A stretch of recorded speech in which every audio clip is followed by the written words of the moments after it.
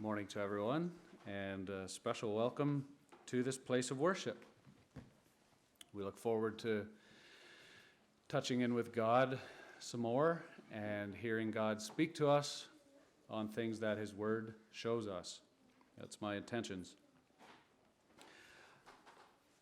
So today, across the nation, across the world, some people are thinking about their mothers. And some people are thinking about motherhood and all of that. And so this morning, I would like to, the title of the message is The Law of Thy Mother. So I'm hoping the children can tell us a little bit about the law of your mother. What are some laws that your mother has that are really important to her? I'd like to hear some of that. But anyway, I also recognize that, this whole subject of mother and of motherhood and, all that goes with it, depending who you are and depending on the situation you've had in life, it's not a nice subject. And depending on, the circumstances in your life, to talk about mothers and to talk about motherhood can stir some pain. And so I'm always conscious of that when we talk about some of these beautiful things that God has designed and put together and presented to mankind and asked us to live in according to His plan for us. There's always that possibility that someone here is gonna feel a stab of pain in their heart, and it's good to recognize that and just to think about that. Not all mothers have done a very good job. And there is no mother that has done it perfectly. So if you're a perfect mother here this morning, I'm here to deflate your balloon. No. Regardless where God has called us in life, none of us have done it perfectly, whether that's just being a man or being a woman. So we recognize that as well this morning. But I'm just going to spend our time this morning in the book of Proverbs, and I don't even have that many verses to turn to. But I would like to look at it in two parts.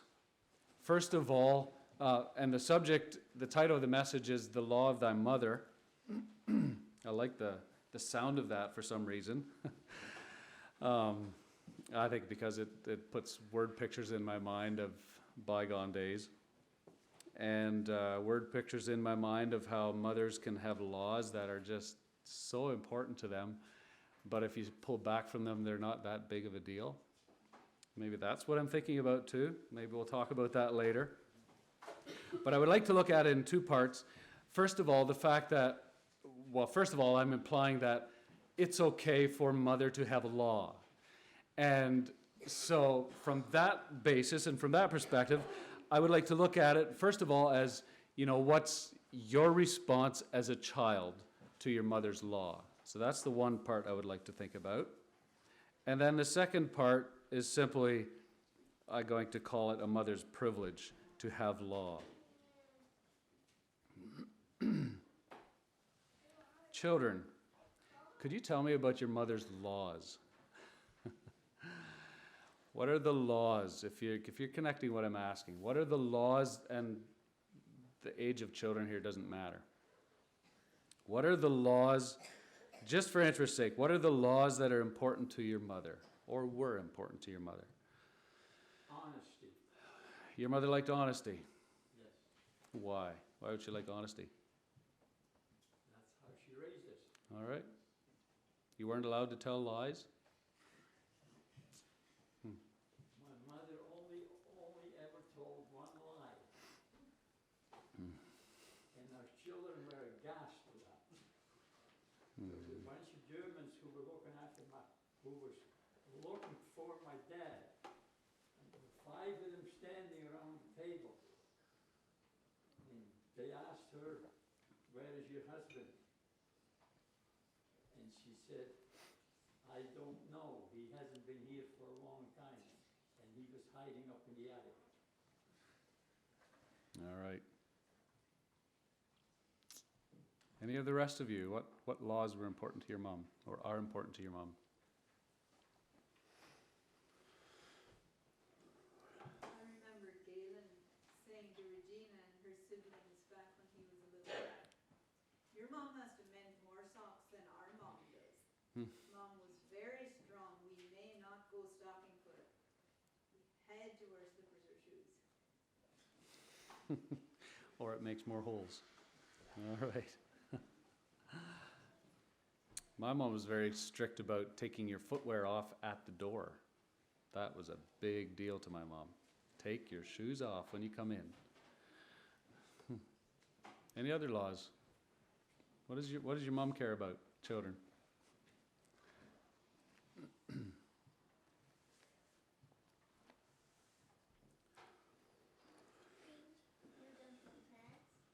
No dumping of the plants. I would stand behind her on that one. Yeah.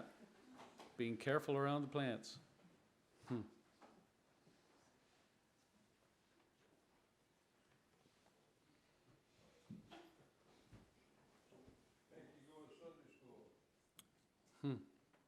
Where did you go to Sunday school?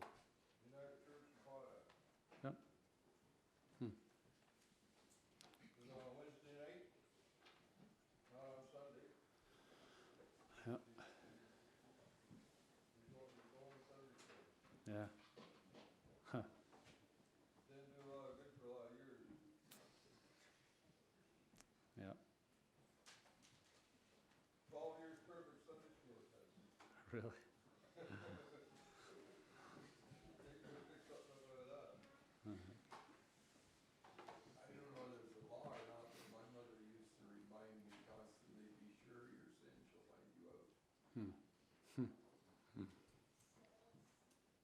Did it prove to be true? Yes. Yeah.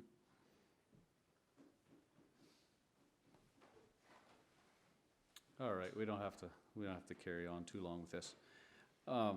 Children, have your mother's laws ever changed?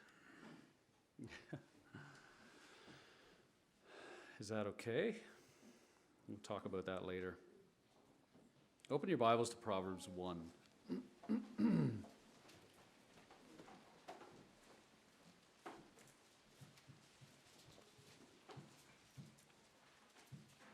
So we're just going to look at a couple references here that specifically mention the law of a mother. It's also in connection with the instruction of a father. So the two are put together, but I'm picking on the phrase, the law of thy mother.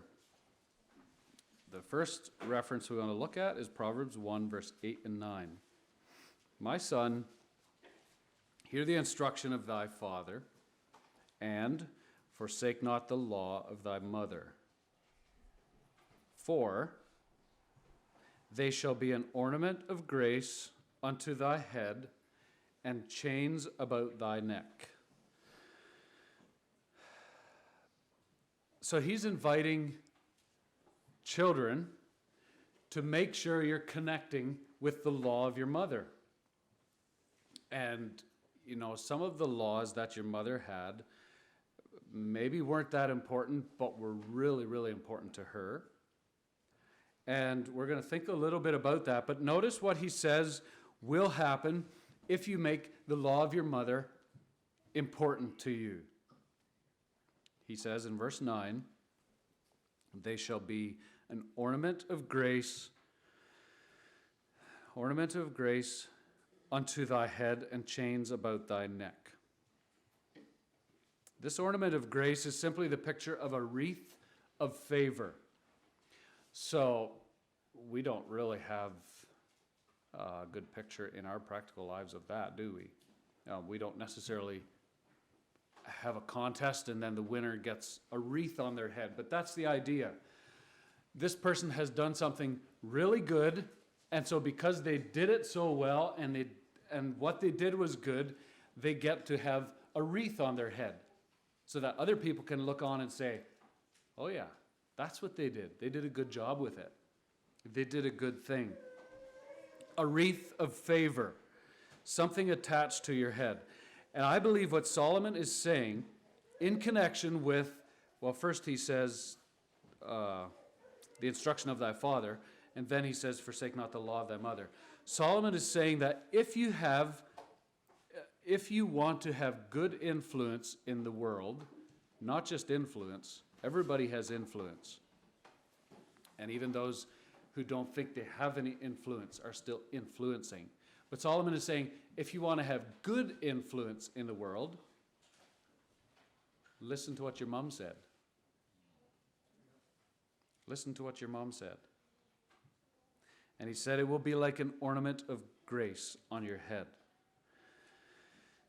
And I believe a person who chooses to heed his mom's advice will be significantly better adapted to relating to others and life in general. It's just a common life principle. If you listen to your mom's advice, and I know whenever I say listening to your mom's advice, I should be taking some time and qualifying that advice. Because one thing about the book of Proverbs is you can't just take a verse in Proverbs and say this is the absolute truth in every situation in life. The book of Proverbs is more a general principle. Okay? So not everything a mom asks you to do is going to be an ornament of grace on your head. Just need to clarify that. But in general, and especially within God's will and God's perfect plan, a mother's advice will be an ornament of grace on your head. And so Solomon is saying, the person who chooses to heed his mom's advice will be significantly better adapted to relating to others and to life in general. They'll just have a better approach to life. They might even be nicer to be around. Sometimes that's the case. Somebody who listened to their mom and took the advice and the guidance, they're nicer to be around. And this is assuming that mom is using godly principles for processing life and relationships. Then he also says it'll be a chain about your neck. And in Genesis 41:42, we could read the story about Joseph coming to Pharaoh, or Joseph in Pharaoh's presence, and Pharaoh was so impressed with this young man that what did he do? He took a chain of gold and put it around his neck and said, okay, I'm going to give you this responsibility. And then he told him what was expected of him. But the chain around his neck was proof to the people that were watching him that he had this power. And we have another example of that in Daniel 5:7, where Belshazzar had that dream. No, he didn't have the dream.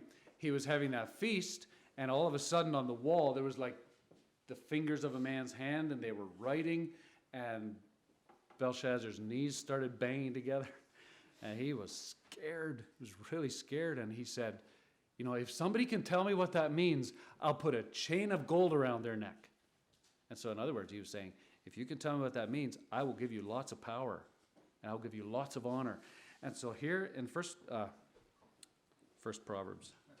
Proverbs 1, Solomon is saying, if you listen to the law of your mother, it's going to be like a wreath on your head, which means you have honor and which means you have done something good. And it's going to be a gold chain around your neck saying that you have power. You have power. Now, it can be easy for children to ignore mom's advice. Is that right? Like I have that in my notes, but is that true? Why? I'll give you some reasons, and I hope this is okay. It can be easy for children to ignore mom's advice.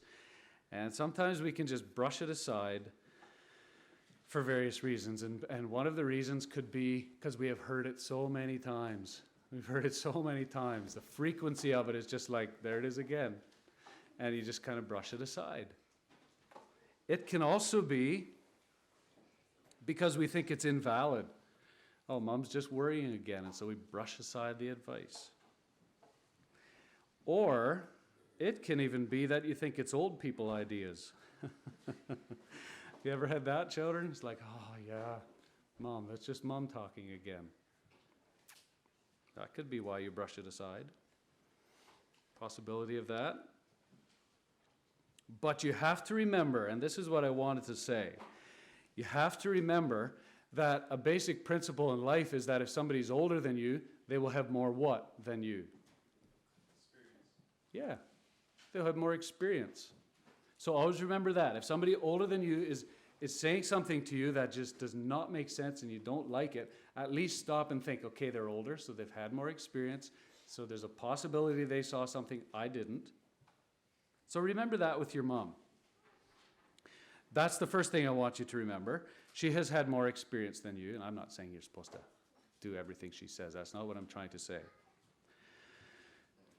Add to that fact, the fact that she has more experience than you, add to that fact that in most cases, the mom that is talking to you has carried you for 9 months, very close to her heart, and then, after you were born, she loved you when you were completely helpless and not always very nice. Babies are not always very nice. So add that to this picture. And though it might feel like an old person idea or invalid, or it's just hearing it again, at least I invite you, or even dare you, to try and discover why she might be saying what she's saying. Sort of step back from what she's saying and figure out why she might be saying it. What's she aiming at by saying, hey, do this, please? And she told you that yesterday. Maybe she's aiming at something really, really important in life. Proverbs 15:20 says, a wise son listens and a foolish son despises. So it's your choice to listen. And when I say listen, I'm simply saying at least hear it and try to figure out what's being said. Okay, Proverbs 6.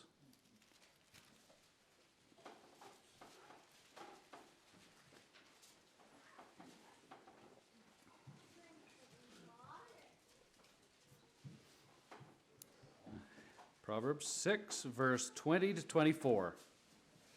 Just continuing on this thought, and we're going to find 3 things that Mom's Law will do. See if you see them before I tell you them. But we're going to read Proverbs 6, verse 20 to 24. My son, keep thy father's commandment, and forsake not the law of thy mother.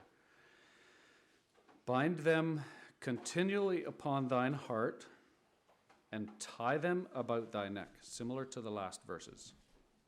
Bind them continually upon thine heart, and tie them about thy neck. Now notice 22. When thou goest, it shall lead thee. When thou sleepest, it shall keep thee. And when thou awakest, it shall talk with thee. For the commandment is a lamp, and the law is light, and reproofs of instruction are the way of life, to keep thee from the evil woman, from the flattery of the tongue of a strange woman. We'll stop reading there.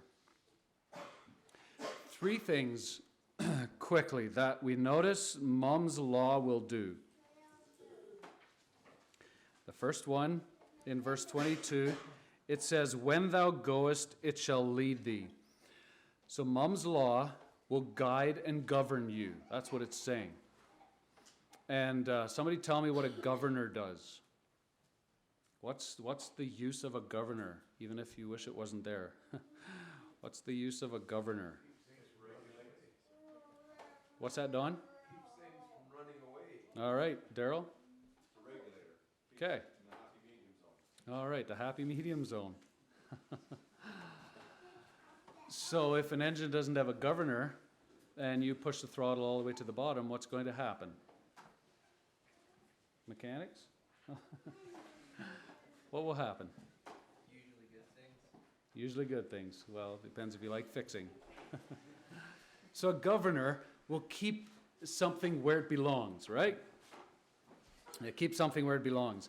And here he's saying, if you listen to the law of your mother, it'll keep you, when thou goest, it shall lead you. And it's the idea of governing. It's the idea of governing. So maybe the reason Mom is saying it so often is because you haven't listened yet. and she's still trying to govern, and she's still trying to govern. That's a possibility. But Solomon is saying that mom's law will guide and govern you. It will give you wisdom in decisions. Secondly, notice what it says, and I can't wait to get to the third one because I like that one. But the second one is, when thou sleepest, it shall keep thee. So that's the picture of not just having a governor to keep something in line. That's actually the picture of a fence around something to protect and to keep safe, so that what's inside the fence is kept safe from what's outside the fence. When thou sleepest, it shall keep thee, or to be a protection around you. And the third one says, when thou awakest, it shall talk with thee. Now this word awakest, as I understand it, is the idea of like to wake abruptly in the middle of the night. It's just like, you wake up and usually when you wake up like that in the night, you're scared. You have a bad dream, and it's like, you wake up and it's just that scared feeling until, everything starts to settle down again. That's the picture that's here. And I think it's beautiful. When I'm afraid, it will give me something to meditate on, my mother's law. The realization that I had a mother that had a law. She spoke into my life. She cared about how I lived. And so when I'm afraid, or when life seems to have gone off track, derailed, I can go back to this thing of mother's law and realize that my mom cared about me. So when I don't know what else is going on in my life, I know this one thing. That's the picture of this phrase. I think it's amazing. And it's also a picture for people who have insomnia. Think about it. You wake up in the night, it's like, not again. I don't know what that's like, but I can understand a little bit. Well, one thing you can do when you can't sleep is to think of your mother's law. I don't care how old you are. Pull back and think about mom's law. I think that's beautiful.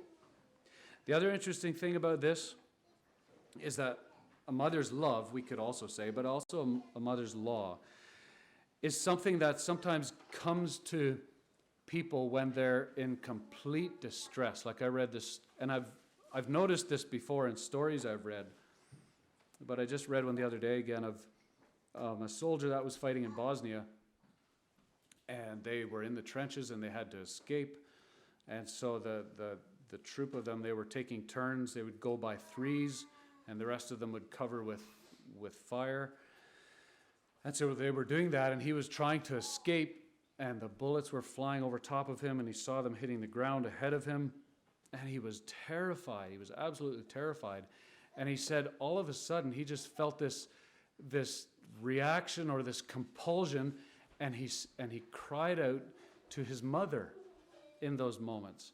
And if you read stories of war, I'm not necessarily recommending that, but if you read stories of men that were dying in war, often when they were at their lowest, the most terrible time in their life, they would call out to their mom. And that's what it's talking about here in this verse 22. When thou awakest, it shall talk with thee. So it's like a point to come back to when you're not sure where your life is going. Anyway, enough of that. So a child's response to mom's law is to listen to it. And I suppose the older you get, the more discerning you have to be of your mother's law. Trying to figure out, what was she getting at? Like, why was that so important to her? And why is that going to make a difference in my life? All right, secondly, and for the last half, you can turn to the very last chapter of Proverbs. Proverbs 31. And all the ladies had a collective sigh.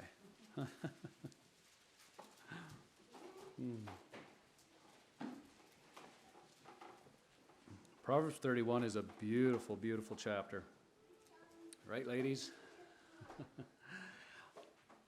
Now, sometimes when ladies, I'm guessing, you can tell me if I'm wrong, but I'm guessing that sometimes when ladies think about Proverbs 31, they feel this pressure to somehow figure it out and somehow get this done. Well, I would like to put that pressure to rest this morning, just with a few words, and you can take them how you want. But I would like to now notice at the privilege that a mother has to have a law. And I'm going to give you a law, and it's found in this chapter, but I'm going to give you that law, that this law is always, always perfect, and it is always the right law to have. And it trumps every other law. It is the ultimate law for a mother to have. So we're going to look at that a little bit. But back to this thing of, actually, maybe I'll just leave that. I was going to read from this book, Coming Home to Roost. Here I am with this book again. Extremely good book for anyone to read. But she has a chapter in here about when parents' minds change. And I find it really interesting to read that because I can relate to that. I think I'll just leave that. But sometimes a mother's law will change, and I would just say, come back to this thing of asking, why was that important to her? And what was she aiming at for my life? Why was this such a big deal to her? That's more the picture I want you to focus on, maybe not necessarily to the younger children, but to the older children. Think about that, though.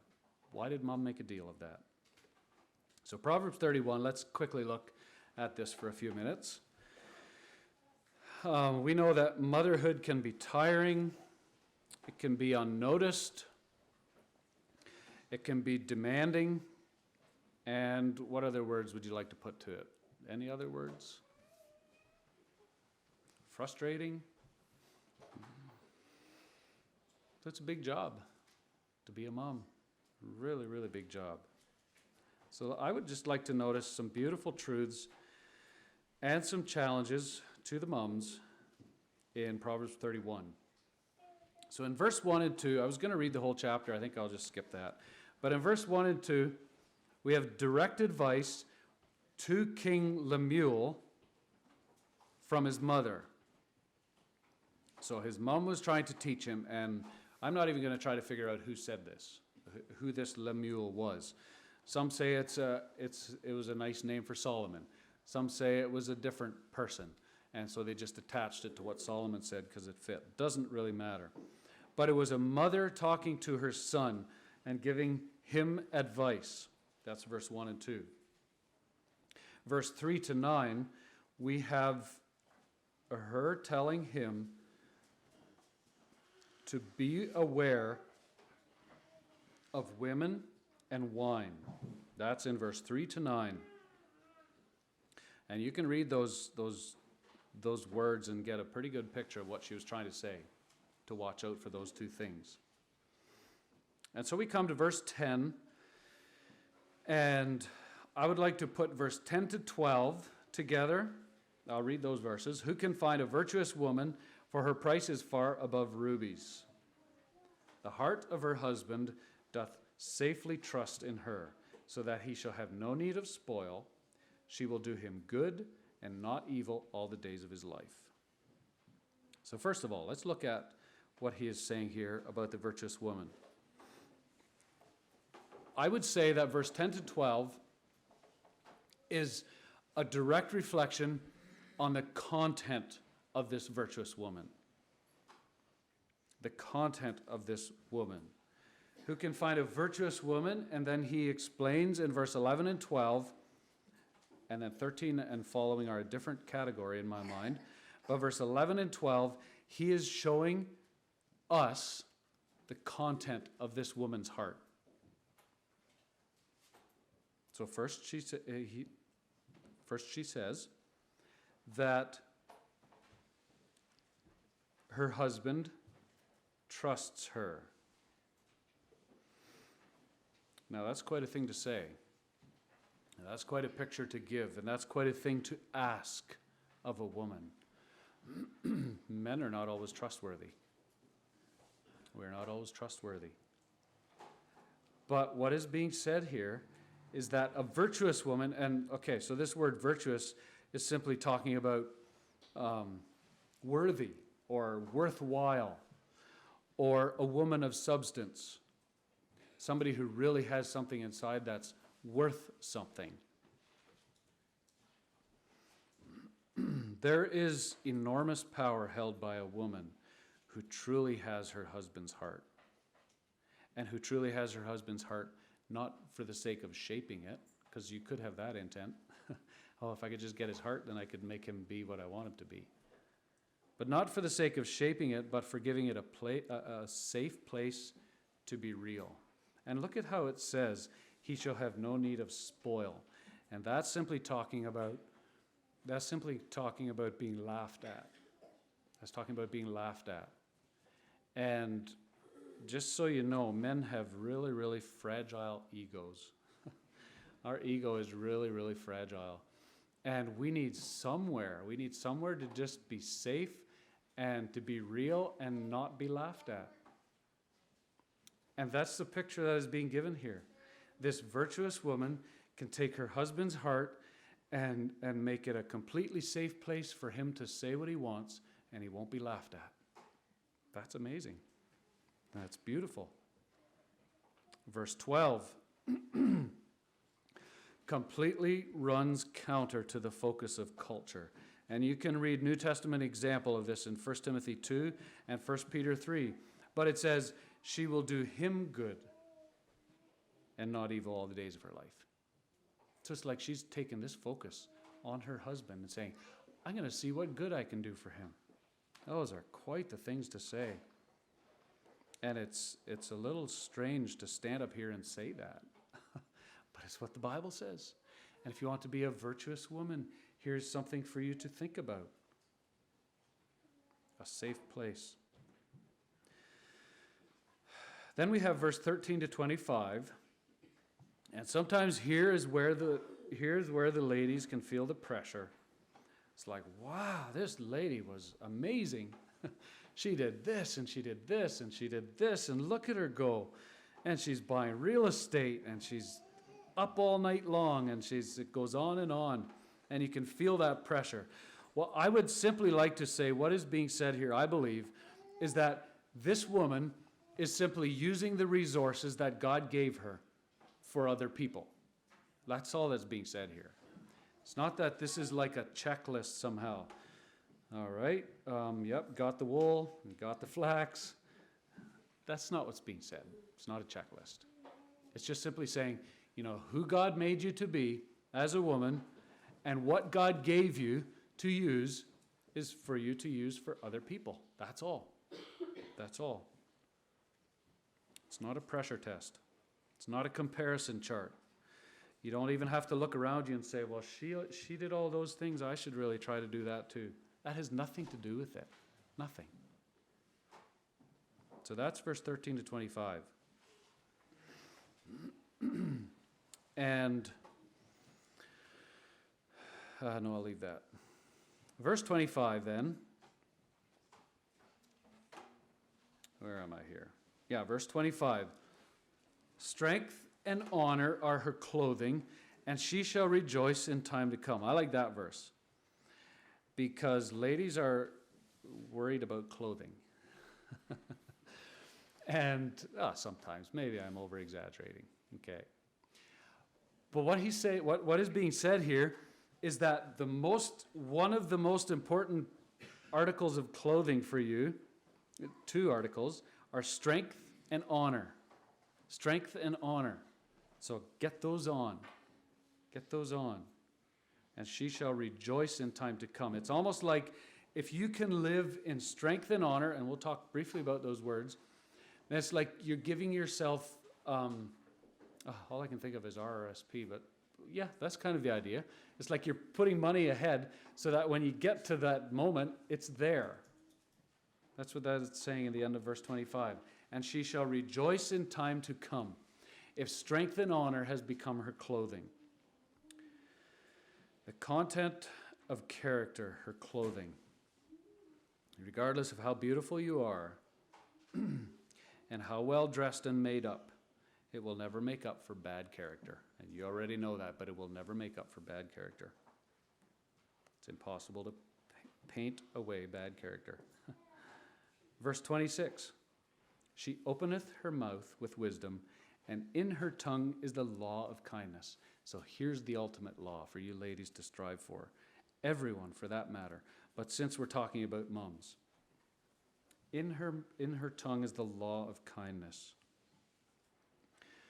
Her words are governed. Your words can be governed by the law of kindness. And this is where it can get a little bit difficult. When there's things you grew up with and things your mom taught you that were just really important, and all of a sudden your children are struggling with those things. And so I think what is being said here is that a virtuous woman will be able to pull back from some of those really, really important things that concern her and be more focused on the person she's relating to and what they're trying to say.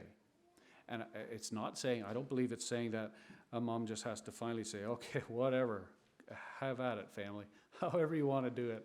Nobody's listening to me anyway, even though you might feel like doing that. That's not what he's saying.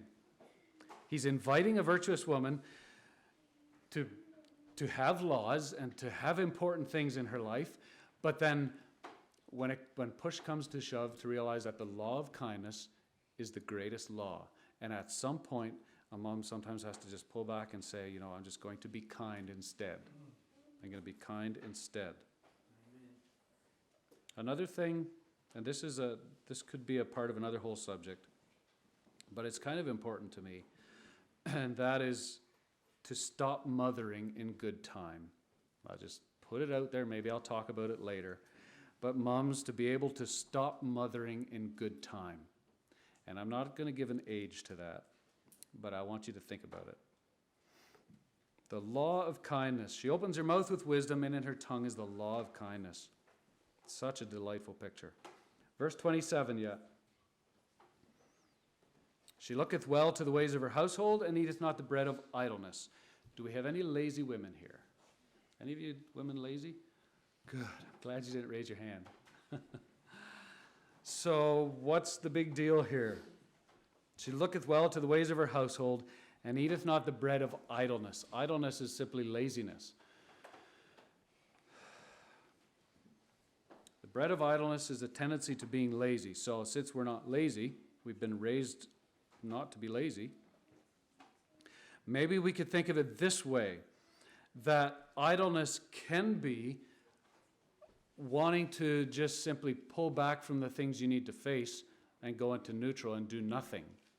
And I'm not saying that's totally wrong, but if it becomes a habit in life where when the hard things come, you just pull back and say, nope, I'm not going there. I'm just going to go and hide. I'm just going to go and spend time on my phone and in your child's presence. Recently they did a study, and I was going to bring it, and I forgot it.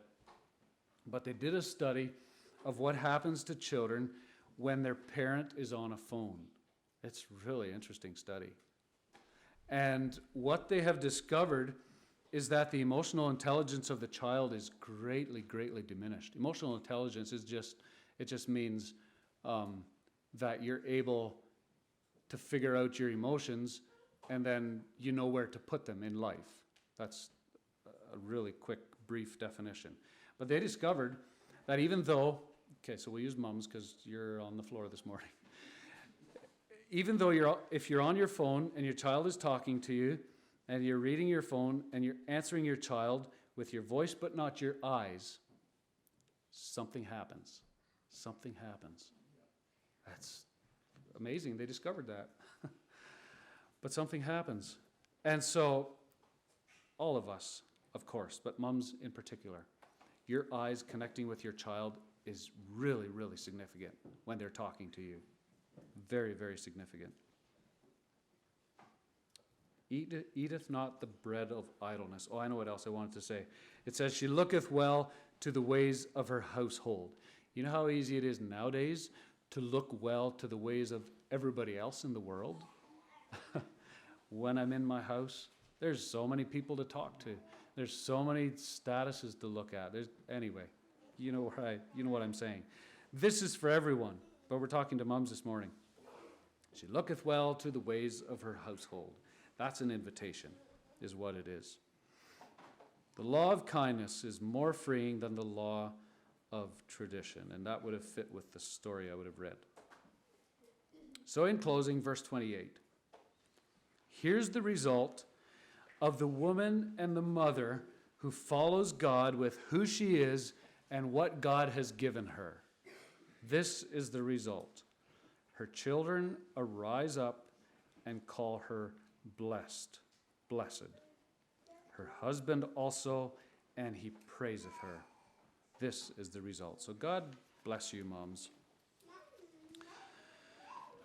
with everything you need, and courage to be the person God created you to be, courage to give back to the world what God has given to you, not what God has given to somebody else. Isn't that nice? We don't have to give to the world what God has given to somebody else. We give who God has made us to be. That's beautiful. Let's bow our heads for a prayer. Lord God, we thank you for these moments of worship and these moments of instruction. Thank you for the Bible. Thank you for the clear things it teaches us. And by your grace and by your strength, help us to live in this reality. Pray a special blessing on the moms here, that you would give them strength and blessing and wisdom. Father, just be very near to them. Bless them with honor. And Lord, in a society that is trying to diminish this role and to change this role, Father, help us to realize that your plan is so beautiful and your plan is so perfect. And you're just inviting us to follow it. And so we just pray a blessing this day on the moms here in this auditorium. In Jesus' name we pray. Amen. We'll have a song.